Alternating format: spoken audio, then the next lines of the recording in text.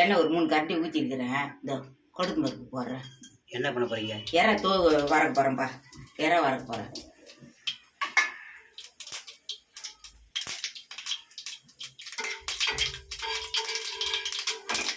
பொரிட்டோம் கடுகு.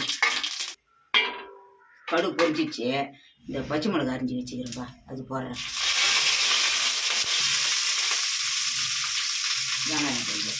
வெங்காயமா? அப்படியே இஞ்சி பூண்டு போட்டுடலாம் கொஞ்சம். இஞ்சி பூண்டு பேஸ்ட்டா? ஆமாப்பா, இஞ்சி பூண்டு பேஸ்ட் இது.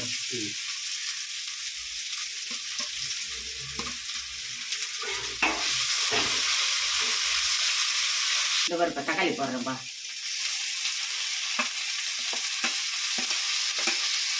இந்த கருவேப்பிலையும் போடுறேன். கருவேப்பிலை தக்காளி இந்த எண்ணெய் ஊற்றுறேன்ப்பா கொஞ்சம். ஒரு கரண்டி எண்ணெய் ஊற்றிக்கிறேன். வேற தொகு பண்ணுறேன்ப்பா. 3 கரண்டி எண்ணெயா? ஆமாம், 3-4 கரண்டி எண்ணெய் விட ஊற்றிக்கிறேன். இந்த மிளகாத்தூள் போட்டுக்கலாம். மிளகாத்தூள் தான்.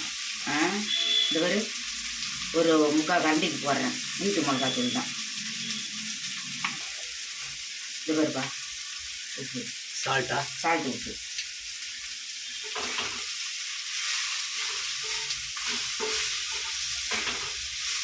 இது அப்படியே கொஞ்சம் தண்ணி ஊற்றிடலாம்.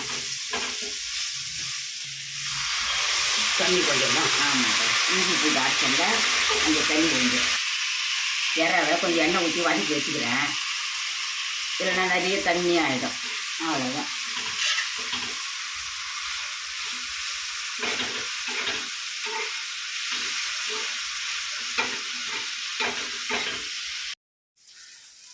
ரெடி ஆயிடுச்சா?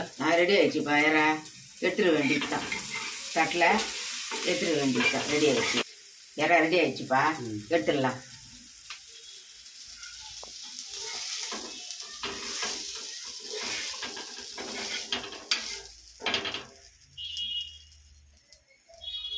இறா வறுத்தாச்சு.